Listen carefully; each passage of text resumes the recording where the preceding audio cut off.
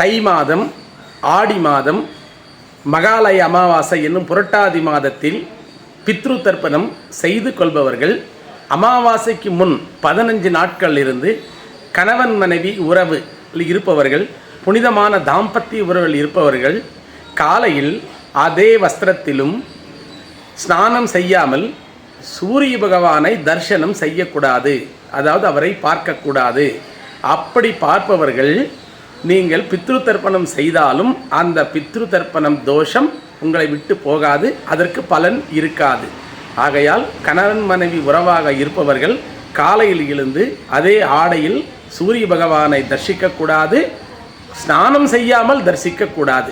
அப்படி 15 நாட்கள் புனிதமாக இருந்து பித்ரு தர்ப்பணம் செய்பவர்களுக்கு அந்த குடும்பத்தில் பேரன் பேத்தி அந்த குடும்பத்தை சார்ந்த அனைவருக்கும் இறந்தவர்களினுடைய ஆசீர்வாதம் கிடைக்கும்.